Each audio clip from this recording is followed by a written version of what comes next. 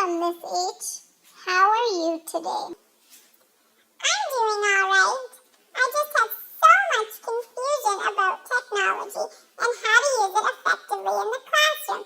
And I heard that you were the person to talk to. You sure did come to the right place. Whereabouts are you with using technology? Well, I barely use it. I have a smartboard in my classroom and use the notebook on there from time to time, but not all that often. I just can't seem to grasp it. Miss H, I believe with you being a new teacher, it is very important for you to be actively using technology in the classroom. It will not only be beneficial to your students, but technology should be one of the teacher's favorite resources. Wait, I can use technology as a resource for my teaching? How so? Well, there are a ton of amazing websites and apps to involve yourself in, but I will start with a few of my favorite. First, there's Twitter, which is an app where you can create an account and follow others who have also created accounts. This is a must-have for teachers. You follow other teachers from around the world and share resources with one another. Once you start following several teachers, it's like you now have an app full of resources. You can even search certain subjects by using a hashtag. A hashtag? What's that? It is the pound sign followed by a word or phrase to help identify a certain topic. It can narrow your search into what you're looking for. And once you find some tweets that you really like, you can favorite them so you can go back to them whenever you would like. Or you can retweet them so other people following you can also see the resources that you really liked. Wow, that sounds like such a helpful resource. I can't wait to use it. But you said you have several. What else do you have? Well, one of my personal favorites is Feedly. On Feedly, you can make categories and save blogs relating to that category. Each time that blog creates a new post, it will show up on your Feedly account. You get exactly what you are looking for. You're not searching through a bunch of stuff to find a good article. They're right there in front of you. I recommend you get it, Miss H. There are tons of blogs about using technology in the classroom, as well as lists upon lists of apps to use for each subject.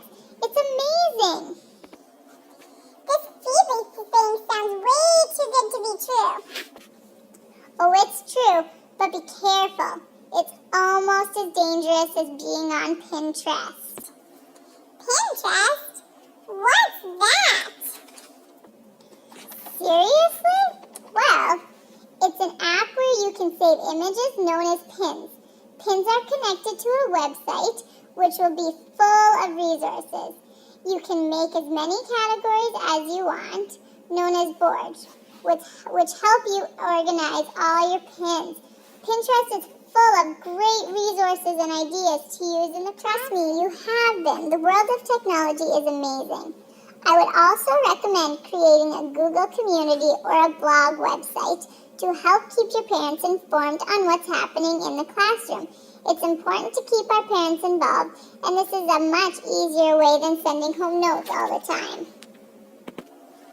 This is all so incredible. Do you think you could help me get all of this started? Of course. I would love to help you get started. I would especially love to get you a blog set up. This way, you can even blog with your students. You can have them each create their own blog or just create posts on a classroom blog.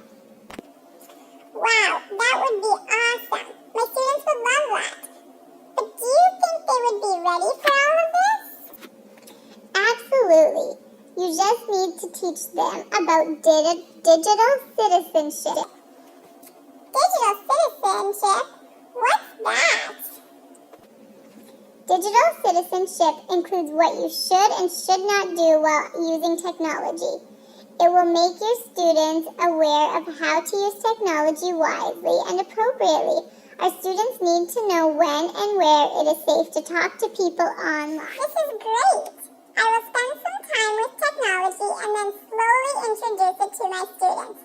We are fortunate enough to have an abundance of technology, unlike many schools, so we need to make sure we are making good use of it. You're exactly right. There are so many schools who have little technology to work with, but still make it work. Therefore, we should most definitely be making use of all the technology that we have. Is there anything else I should get started with? I think this will all be a good place to start and get you headed in the right direction. Getting yourself involved online will help you start building a personal learning network.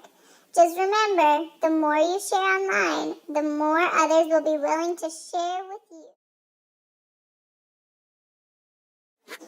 I'm here to tell you about some of the work I did during ECMP 355.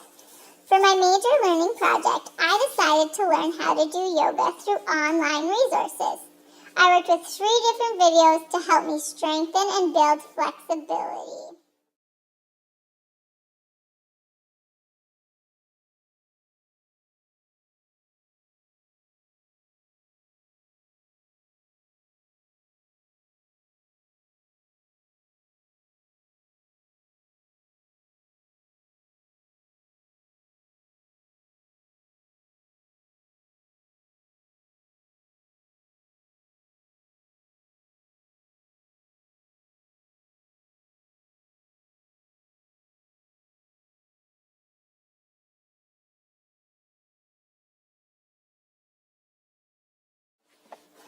I also used Feedly to help me follow blogs about yoga, which led me to trying a variety of different poses as well as using a yoga band, which I may have fallen in love with. It was truly amazing.